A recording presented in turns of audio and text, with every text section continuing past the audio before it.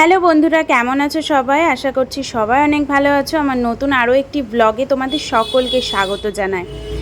আজকে একটা কি বলতে পারো, একটা রেসিপি শেয়ার করেছি তোমাদের সাথে। অনেক দিন ধরে ডেলি ব্লগই শেয়ার করি আর বড় বড় ব্লগই দিই, তাই জন্য আজকে একটু চেষ্টা করলাম তোমাদেরকে একটু ছোট ব্লগ দেওয়ার। একটুখানি একটা রেসিপি শেয়ার করলাম, আর সেটা হলো কিসের রেসিপি বলো তো? মাগুর মাছের রেসিপি।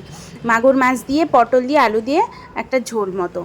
তো এই যে দেখতে পেলে কড়াইয়ে একটুখানি সর্ষের তেল দিয়ে দিলাম। সর্ষের তেলটা গরম হতে থাক। আর এখানে মাগুর মাছটা বেশ ভালো করে ধুয়ে নিয়েছি।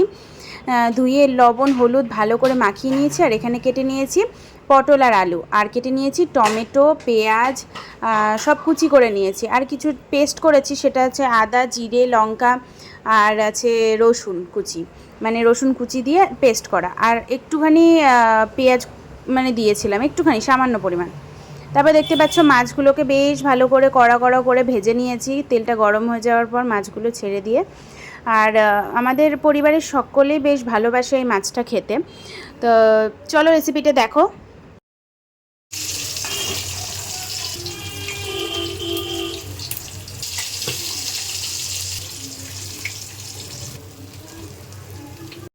দেখতে পেলে আমার সমস্ত মাছ কিন্তু ভাজা হয়ে গেছে। এর মধ্যে এই কড়াইয়ে যে তেলটুকু ছিল তার মধ্যে আরেকটু সাদা তেল দিয়ে দিলাম, মানে রিফাইন্ড অয়েল দিয়ে দিলাম। তারপরে এবার দেখতে পাচ্ছ একটু লবণ দিয়ে দিলাম, আবার দিয়ে দেবো একটুখানি হলুদ গুঁড়ো। হ্যাঁ বন্ধুরা, কারণ এর মধ্যে এবার দেব পটলটা বেশ ভালো করে ভেজে নেব। বেশ ভালো করে ভাজার দরকার নেই, মানে একটু ভাজা হলেই হবে। কিন্তু লবণ হলুদটা আমি পটলে মাখিয়েও দিতে পারতাম, কিন্তু মাখালে না সেই ভাজা ভাজা ব্যাপারটা চলে আসবে, যেটা মাছে খুব একটা মানে শ্যুট করে না আর কি। তো দেখো, দেখতেই পাচ্ছ এখানে পটলগুলো কিন্তু আমি ছেড়ে দিলাম। আর বেশ খানিকটা তেলেই ভাজতে হবে পটলগুলো, ডুবো ডুবো তেলেই। তো চলো এখন পটলটা ভালো করে ভেজে নিই, ভেজে তুলে রাখবো। আর ওদিকে আলুটাও কাটা রয়েছে, আলুটাও কিন্তু একই প্রসেসে ভেজে নেব। তো চলো এখন পটলটাকে ভাজতে দিই এক পিঠ, তারপরে হলে পরে নামিয়ে নেব। তো এই যে দেখো পটলটা নামিয়ে নিয়েছি। দেখতেই পাচ্ছ খুব একটা ভালো করে ভাজিনি, একটু কাঁচা কাঁচা রয়েছে। তারপরে দিয়ে দিলাম আলুটাও সেম প্রসেসে, খুব একটা ভাজিনি, আলুটাও নামিয়ে নিলাম। তো চলো এখন তেলের মধ্যে ওই তেলটুকুই ছিল, আর কিন্তু আমি তেল অ্যাড করিনি। তোমরা চাইলে অ্যাড করতে পারো যদি তোমাদের কম পড়ে। তারপরে দেখো এর মধ্যে দিয়ে দিলাম একটা শুকনো লঙ্কা 2 চিরা করে, আর দিয়ে দিলাম একটুখানি জিরে ফোড়ন। তারপরে দেখো, দেখতে পাচ্ছ এখানে টমেটো আর পেঁয়াজটা রয়েছে, দুটোই কিন্তু আমি একসাথে দিয়ে দেবো, দুটো একসাথে ভাজা ভাজা করব। তো দেখো এখন নাড়াচাড়া করে নিচ্ছি, বেশ ভালো করে নাড়াচাড়া করে নেবো। তোমরা চাইলে একটা একটা করেও ভাজা ভাজা করতে পারো, কিন্তু আমি দুটোই একসাথে দিয়ে ভাজা ভাজা করে নিচ্ছি। তারপরে যখন টমেটো আর পেঁয়াজটা একটুখানি নরম হয়ে আসবে, তার মধ্যে দিয়ে দেবে তোমরা লবণ আর হলুদ গুঁড়ো। তো তারপরে আর একটুখানি নাড়াচাড়া করবে, নাড়াচাড়া করে দিয়ে দেবে সেই পেস্টটা। তো পেস্টটা দেওয়ার পর আরেকটু ভালো করে নাড়াচাড়া করে একটু দিয়ে দেবে কাশ্মীরি লঙ্কার গুঁড়ো। কাশ্মীরি লঙ্কার গুঁড়োটা দিতেও পারো, নাও দিতে পারো, সেটা তোমাদের ব্যাপার। তো তারপরে একটুখানি ওই মশলা ধোয়া জলটা দিয়ে দিলাম। আর হ্যাঁ, মধ্যেখানে আমি একটুখানি চিনি দিয়েছিলাম, যেটা আমি তোমাদেরকে দেখাতে একদম ভুলে গেছি।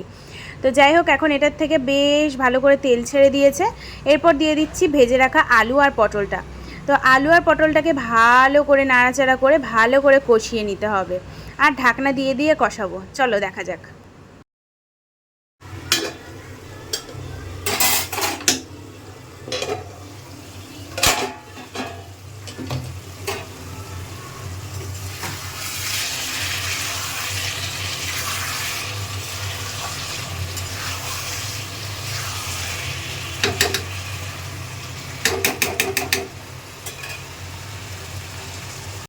তো তারপরে দেখতেই পেলে এখন ভালো করে কষিয়ে নিয়েছি, আর ঢেলে দিয়েছি জল, গরম জল দিয়েছি। আর পরিমাণ মতন জল দিয়ে দেবে তোমাদের, যাদের যতটুকু লাগবে। তারপর আবারও ঢেকে দেবে। যখন জলে ফুট এসে যাবে তখন কিন্তু মাছগুলো দিয়ে দেবে, আর দেখে নেবে আলুটা যাতে সেদ্ধ হয়ে যায়। তো এদিকে আমার আলুটা বেশ ভালো করে সেদ্ধ হয়ে গেছে, আমি কিন্তু এবার মাছগুলো অ্যাড করছি। আর হ্যাঁ, লাস্টে তোমরা একটা মশলা দিতে পারো, যেটা হলো জিরে ভেজে আর একটুখানি ওই কী যেন বলে ওটাকে, ছোটো এলাচ ভেজে গুঁড়ো করে তোমরা কিন্তু এর ওপর ছড়িয়ে দিতে পারো।